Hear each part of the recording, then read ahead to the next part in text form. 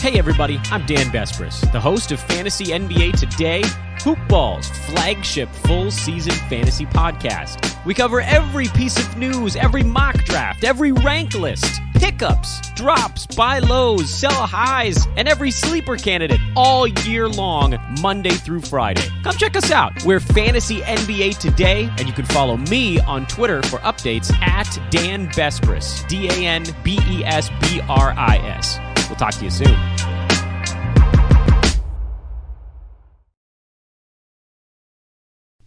The following is a Hoop Ball presentation.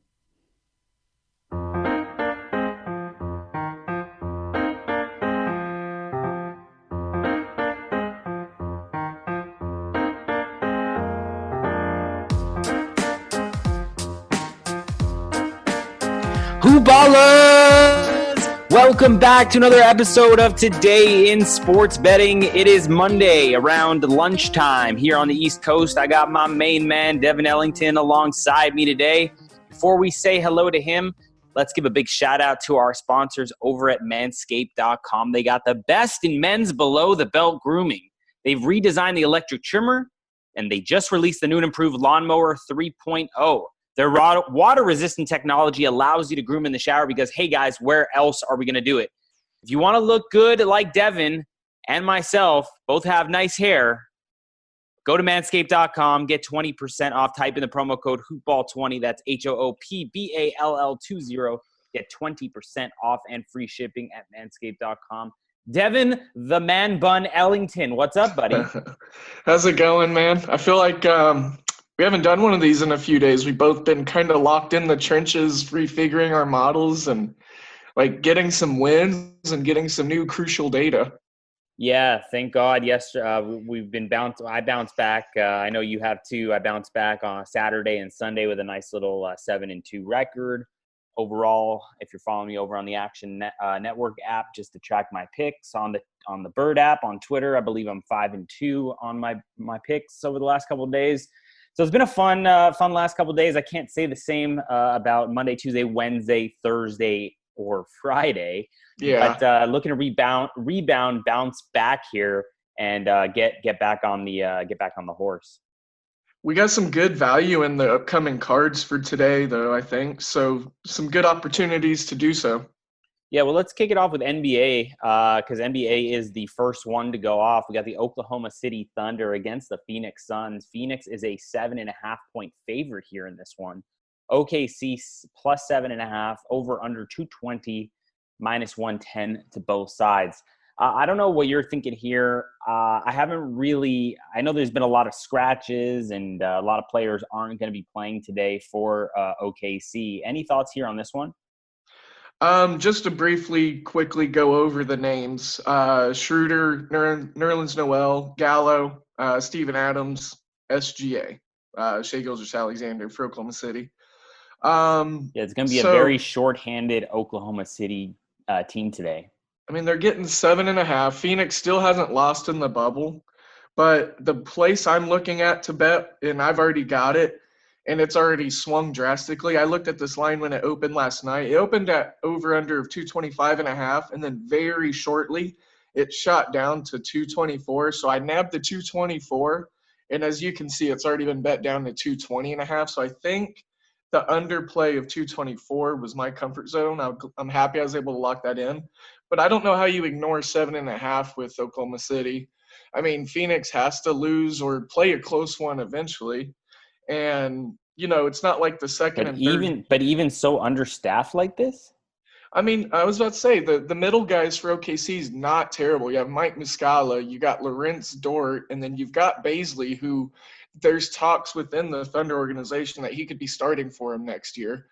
So, sure, they're going to get exposed on the inside by Ayton because they don't have any big guys today. But 7.5 is a lot, and Phoenix could pull their guys early. You never know. Well, Phoenix is still playing for something, aren't they? That's right. Yeah, thank you for catching that. I even thought about that as soon as it came out of my mouth. Yeah, so, but still 7.5. Yeah. Yeah, well, it's an interesting one here. This is going to be a pass game for me. I just think that without these guys in the lineup for OKC, you'd like to bet the Phoenix Suns. However, the Phoenix Suns, Not trying to lay 7.5 with the Suns, even though they can score. They can put the ball in the bucket. But, at 7.5, it's just a little too juicy here for me on this one. Sure. Next one on the board, Devin, we got Dallas Mavericks against the Utah Jazz. Any injury news on this one? I know Donovan Mitchell is going to be out for this one. That's for sure what I saw this morning. So, he is with a strained lower left leg muscle. So for the Mavericks, no injuries, but Porzingis and Doncic, they're listed as, injuries, but Rick Carlisle came out and said it's rest for both of them. Yeah, they're both out. They're both out on Monday. Porzingis and Doncic both out. Now Seth Curry is probable, and then they're also going to be without Dorian Finney-Smith, which is, he's a good forward for them as far as depth. But I'm seeing 6.5 for the Mavericks, plus 6.5 over under 221.5. As of right now, I don't have an opinion. But like I said, I was looking at these lines last night when they opened, and I was able to get under 226.5 last night. Yeah, I was going to say the under is probably the play here, but at 221, it's a little tough. Right. I'd still lean under 221.5 under. Lean if we're talking current time. So yeah, and this Jazz team really not that great in my opinion, especially without Donovan Mitchell in the lineup. I know that without Bogdanovich too. And no Mitchell, no Bogdanovich, no Luka, no Porzingis. It's going to be an interesting one. We're gonna have to see. These last few games here on the last week of the card here in the NBA before we get the playoffs rolling is going to be a little bit difficult to handicap with all these injuries being out. But yeah, I like the lean here. I like that you grabbed under early late last night. And these are things to be paying attention to are the overnight lines, especially if you think some players are going to be out resting, etc. Devin, I don't want to talk about that game anymore. So let's move on to the Toronto Raptors against the Milwaukee Bucks.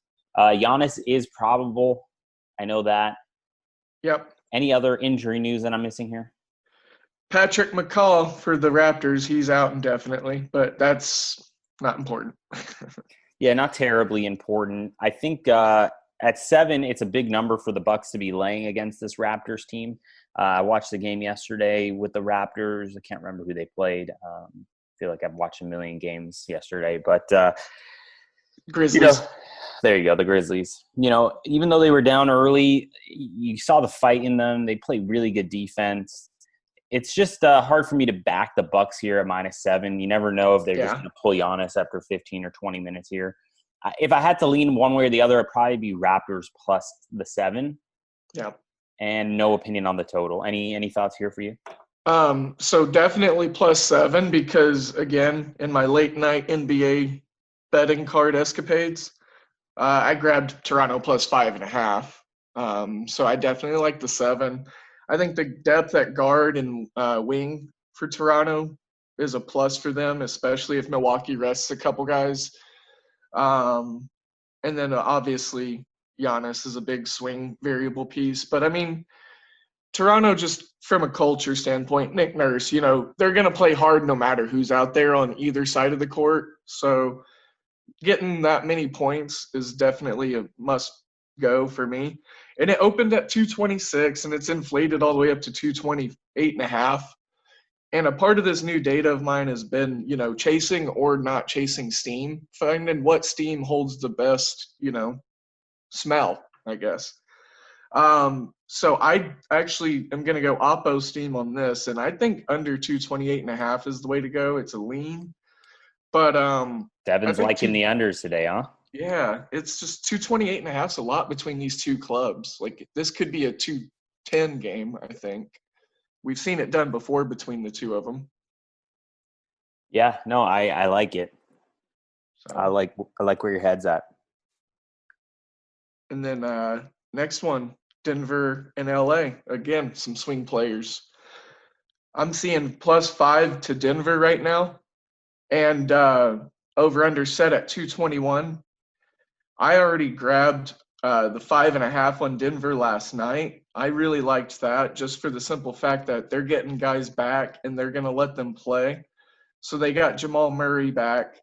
And Gary Harris is still out, but Jamal Murray's back, and they're letting him play a little bit. Obviously, he has more rust to get off after missing most of the bubble games.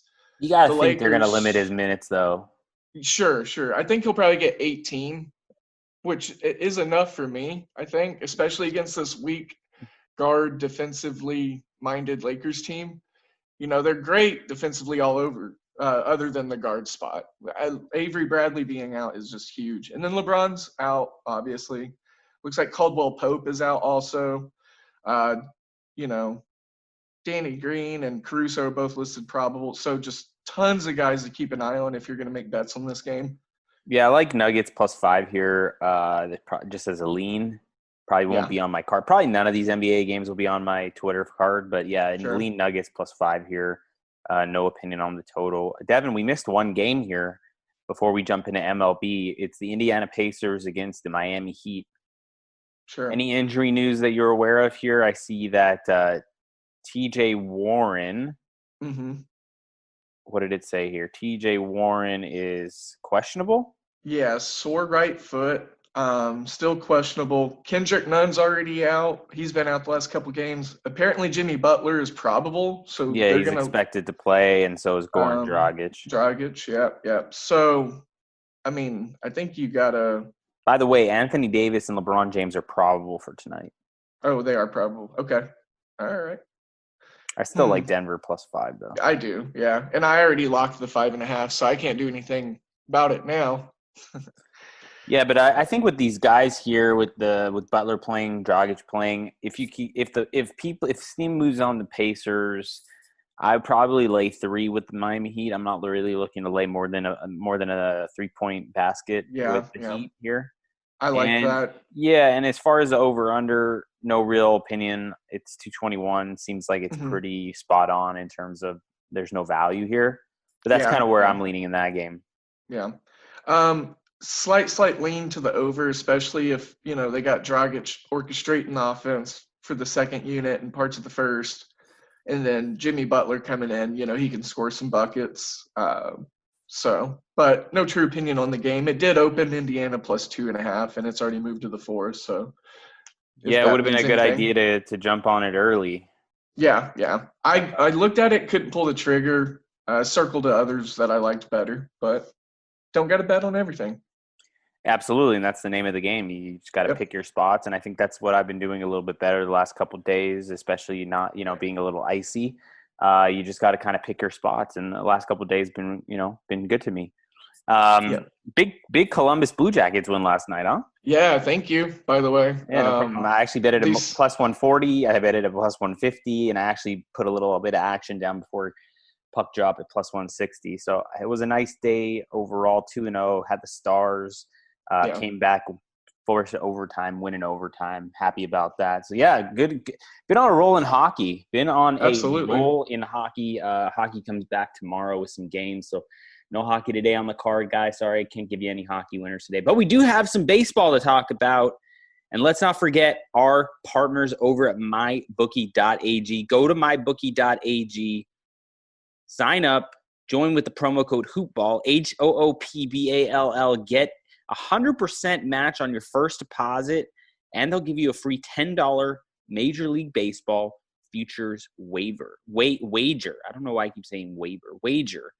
It's easy at MyBookie. You just bet, you win, they pay. I can attest to it. I use MyBookie. I love it. So should you. Go check it out, mybookie.ag. Use the promo code HOOPBALL. Get some free money. Get some free bets, and let's go. We got the Atlanta Braves against the Philadelphia Phillies. Nola, the righty, on the mound for the Phillies, and Newcomb on the mound, the lefty, for the Braves. Phillies a -160 favorite in this one. Newcomb +135, and the Braves over under 9, shaded to the under at -120. I'll let you kick things off here, Devin. Any thoughts regarding this game? It's an interesting one to handicap, in my opinion. What do you got to say about this one? I don't have a ton to say on this game. I know yesterday Atlanta took both games of the doubleheader and won the second leg of that 8-0. So they really doused Philly. They scored 13 runs between 2 shortened games. Atlanta's starting to roll a little bit. So I don't know if you want to back Philly, being 4-6 on the year. Granted, they missed a lot of time with COVID, but if you're going to do anything, you should take Atlanta on the plus money. Newcomb is pitching. He has sporadic control. And, Nola is a fly ball pitcher. So if these big bats of Atlanta gets a hold of him, then, that bullpen that Atlanta has will be able to come in and handle some stuff. And I think help you to a underdog on the money line win. But again, not an official play. I don't like the game because it's, they're coming off the doubleheaders yesterday. So. Yeah, I would lean Atlanta here at the plus money, plus 135. I kind of like the over. I mean, I know there were a lot of runs scored yesterday in the doubleheader, but I do like over 9 in a full baseball game here between these two teams. They both have some bats that can put the ball in play. So at over 9 plus money, I think that might be the play. I know probably some action, some steam's coming in on the under, and that's probably in part to do with that they played a doubleheader and maybe they're lethargic, tired, whatnot. But I kind of want to roll back on the over here at even money. I think, that's going to be where the best value is as far as, your 3 major or your 6 major picks, between the money line, the total, and the run line. Plus money, and these offenses can score it, that's for sure.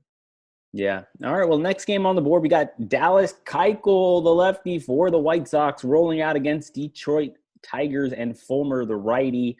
Chicago's a minus 145 short away favorite, and Detroit at home is plus 125, over under 9 runs, shaded to the over at minus 120. What do you got to say about this one, Devin? I've already got the under of 9 locked in. I got it at plus 102, so I got a couple extra pennies. That was so kind of my bookie. And so, I think this is going to go under. You've got a pretty good pitching staff on both sides. Chicago struggled to score runs against that Indians team in their last series. Detroit only had 1 high-scoring game in their series with Pittsburgh, and then the last 2 of those went under. So I think Keuchel being a strikeout pitcher, a ground ball pitcher, you're not going to see a lot of chances for the ball to fly out. And then you also have, the Tigers, who lost Jacoby Jones yesterday. He's day-to-day, shuffling and putting some different guys in. So Fulmer's not a terrible pitcher either. So this is a game I'm looking at as an under and probably one of my favorite plays of the day. All right, cool. We got the next game on the board is the Washington Nationals. They're going to be starting the lefty in Corbin against Matz, the lefty for the Mets. Washington is a short road favorite, minus 125, with the Mets at plus 105, over under 8.5, shaded to the over minus 120. I really like the Mets here in this spot. I already locked them in. Yep. You did? Okay. Mm-hmm. Yeah, I'm not really too high on this Washington National teams. As you guys know, I played the under season win total 33.5. Just give me the Mets here. I think their bats are going to be more than capable. Not a true believer in Corbin. I think the Mets can really get after him today. And, look for the Mets plus 105 here, and potentially maybe look at Mets first 5 as well. It's probably going to be the same, right around the same price. The Nationals – sorry to cut you. The Nationals, they're last in the majors in runs scored. And then that bullpen. We've dogged on their bullpen before. So Mets bats came alive last night. Let's go Mets. Yeah, Mets plus 105, guys. Lock it in. Next game on the board, we got the Twins, the home run bombing Twins. Dubnak on the mound for them against Hauser, the righty for the Brewers. This one's a tight one here. Brewers minus 115, Twins minus 105. Twins haven't really been playing too well as of late, last few days. Over-under is 8.5, shaded to the over minus 115. It's hard for me to make heads or tails out of this Twins team right now. They look like they've been really, really struggling at the plate. I mean, listen, they've been hitting home runs, but listen, home runs aren't going to win you ball games if you're not getting men on base, right? We saw, for instance, the other day where they had 2 home runs or 3 home runs, but they only put up 3 runs or 2 runs. It was both. Right. All of them were solo shots. So if you're not going to get guys on the base path to really bring home those runs and capitalize on those home runs, it's really not going to make a huge difference here. I think I'm going to have to lean Brewers, but it's not an official play. Any thoughts here for you? I actually don't have any takes as far as any side or the over. If it does puff up to 9, I'd be comfortable going under 9. Um, but just because these offenses are having issues scoring lately, Josh Donaldson's been hurt for going on a week now for Minnesota, so it's definitely made a difference in their lineup. He's one of those on-base percentage guys that you were mentioning they were missing. But yeah, no lean or official anything for me on this one. All right, cool. Next game on the board, interesting one here. Battle of the West Coast, or near the West Coast, whatever it is. I don't know. Now I sound like an idiot if I'm wrong. Colorado Rockies at home against the Arizona Diamondbacks. Robbie Ray plus 115 for the Diamondbacks, and Gray for the Rockies at minus 135. Over under is a whopping 11.5 shades to the under minus 115 here. Man, the Rockies seem like they're one of the hottest teams in baseball right now, and which really bodes well for me. I can't remember exactly what the price is that I have with them, but I have them to win the World Series at over 100-1, maybe 125, something like that. So a little pizza money on that. Just like I said on the pod before, if you heard when I was discussing the Rockies to win the World Series, listen, do I think they're going to win the World Series? Probably not. But anything can happen in the short season. Anything can happen with COVID. Anything can happen with the Dodgers. You know what I mean? So at that kind of number, it was just like a no-brainer. The Rockies' bats are just so good. And,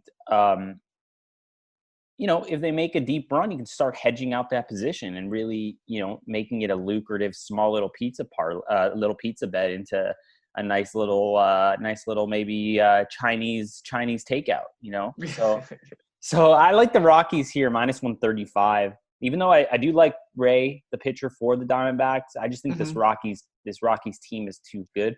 But at the same time, the Rockies don't necessarily hit lefties all that well. So if they can kind of just rattle Ray a little bit in the beginning, maybe he only pitches 5 innings. I think that would bode well for the Rockies. But I think actually, now that I think about it, I don't really know. Yeah. The lefty on the Rockies batting lineup is just a little tough. It's a little tough. I'm glad you brought that up because that's actually what I'm looking at right now is their LHP splits. But look, before you get into the splits, look at what Seattle did to them this past weekend. Yes. Did the Rockies win? Yes. I'm not sure if they won last night or not. I don't think so. But the Rockies, I'll double check. I think they lost last night to the Mariners, but I'm just gonna pull it up here just to make sure I'm not saying anything that's inaccurate. Yeah, the Mariners beat the Rockies last night, but if you look at the previous 2 games between them, every single game the Mariners rolled out a left-handed pitcher, and it's because of the splits. Devin, tell us what the splits are here. So there's specifically just 3 guys that that stuck out just because their numbers are completely ridiculous. So starting with Charlie Blackmon, obviously he's like the main guy in that lineup. But Charlie Blackmon, his average normally right now, I mean, he's hitting 458 right now, which is just ridiculous. For his left-handed pitchers, he's hitting 609. And the OPS as well around him in this lineup, there's an 852 from Matt Kemp and then a 711 from Chris Owens. And then you go down to Trevor Story, who his hitting 276, but versus left-handed pitching, he's up to 381 with the 898 OPS. And then Garrett Hampson and McMahon, some of their guys, in the 7 to 9 spots, they're both above 600 on the OPS side of things. So if those guys get on, and then Blackmon does what he does, which is hits against lefties, and then Trevor Story does the same. That's just a way for this offense to get rolling. But, like you said, it's a tough one to handicap. If the Rockies bats do what they should do, I like the over. So let's see what happens with that. Yeah, it's just tough only because lefty is pitching against the Rockies lineup. So I would lean Rockies here minus 130. Don't love it now that I'm thinking about it, but it is something that I'm looking at potentially to play here in this one, especially coming off the loss last night, 5-3 against the Mariners. Next game on the board, speaking of the Mariners, we got Mariners rolling out Dunn, the righty against Gibson, the righty for the Rangers. Rangers are a whopping -190 favorite. Mariners +160. Over under 8.5, -110 to both sides. What do you got to say about this one, Devin? I'm going to leave this one alone. I'm using Gibson in some of my DraftKings lineups, and if he's on overlay slate, I'll be making some selections with him based off of his matchup. So, yeah, no true opinion on this game. Texas is actually starting to roll, and this pitching staff is getting hot, so watch out. But no opinion as far as betting. Yeah, unfortunately for you, the Gibson is not on the slate for overlay. But yeah, as Devin has mentioned on the pod before, go check out overlay. Really a lot of fun to play DFS, new format, player versus player. You just got to choose who's going to have the most fantasy points. If you finish in the top 10% of the records, you're going to win 9 times your buy-in. And if you go a perfect 12-0 right now, in the $22 MLB progressive, you will win close to $4,000. So anytime you join any of these overlay contests, there's a progressive jackpot. The progressive for the NBA will be coming back on over the weekend when the playoffs begin. So MLB, interesting. It's a lot of fun. 3 versus 4 hitters, 4 versus 5 hitters, etc. You just got to choose who's going to have more fantasy points. If you're right, you get a win. If you're wrong, you get a loss, and you just accumulate records, and you see where the chips fall in terms of the best records. Next up on the board, we got the San Francisco Giants and Webb versus McCullers and the Astros. Astros are a $2 favorite here. Giants +170, over under 9, shaded to the over -115. I like this Giants lineup. Can't really trust the Astros right now without the fans in the stands. Right. They're not able to bang on some garbage cans. Yeah, they are not looking good at all. And my Athletics future ticket is. They are missing Mr. Springer. This is just not a good look for the Astros, and not a good look for a betting standpoint for a game, for my opinion. But let's hear about the Giants. You said you're high on them? Not that I'm high on them. They've been hitting the ball, getting the ball in play. So yeah, I might want to take a shot here with the Giants at +170. We saw what the Giants did the other night against the Dodgers, able to come away with the victory. They've been playing pretty feisty baseball. Your boy Yasser Marinsky, however you pronounce it. So they've been a little feisty. So at +170, you got to think that maybe it's a chance you should take at that big of a price. However, Houston is definitely capable, but again, without those garbage cans and the sign stealing, it's hard to really trust them. Look at Altuve batting under 190 right now. It's bad. It's bad. Real bad. Carlos Correa is struggling really bad. It's not looking good on him. And then before Springer got hurt, he was only hitting 182. I stand corrected. Correa's hitting 345. No, Correa's the only one in the lineup that's actually hitting. Look at Altuve, Brantley, 182, Reddick, 259, Bregman, 219, Brantley's hitting 300.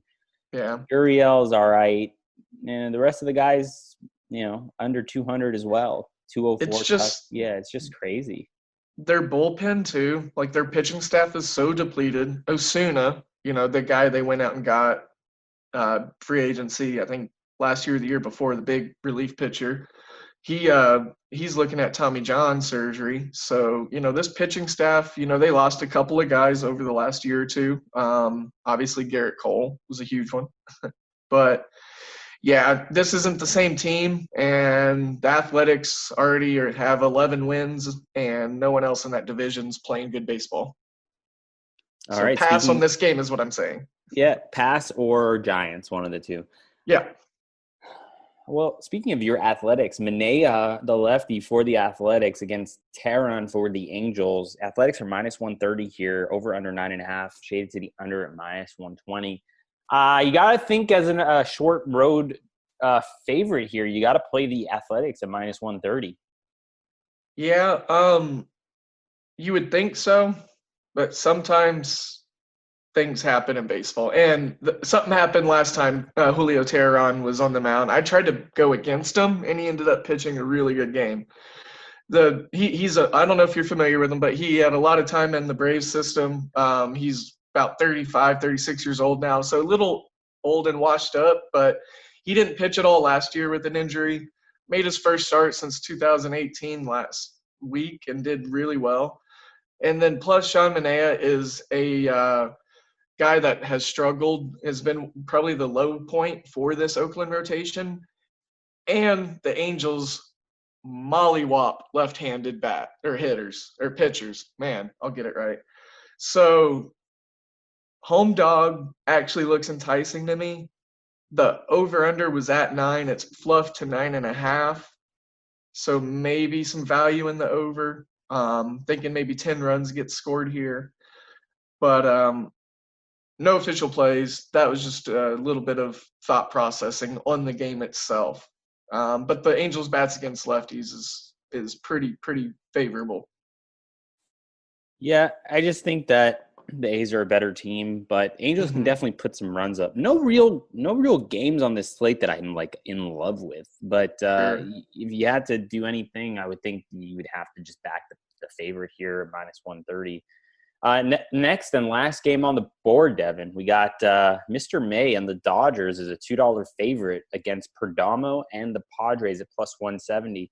I know you played the Padres. I saw the alert come across my phone while we were recording this podcast. So please tell us why you're backing the Padres here, and is there any value on the over at 8.5?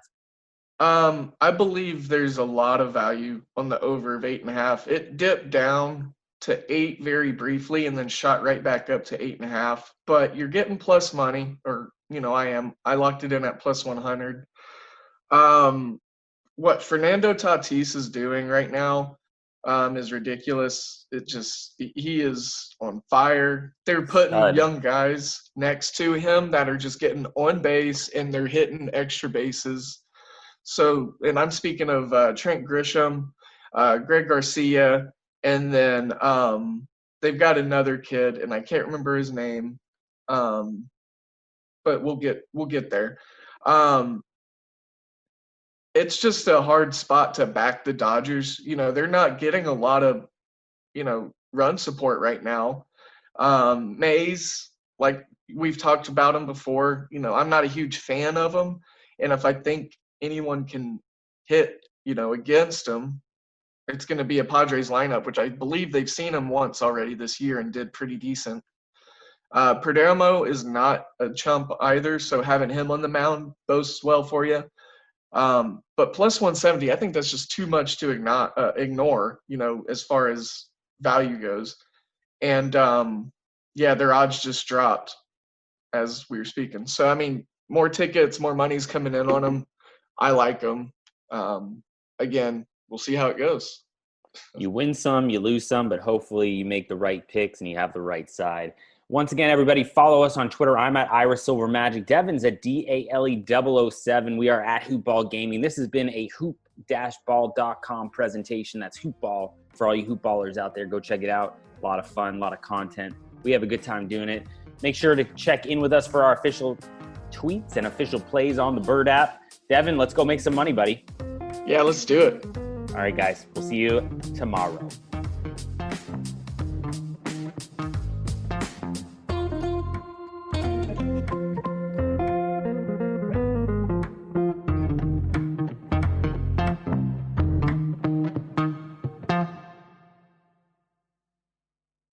This has been a Hoop Ball presentation.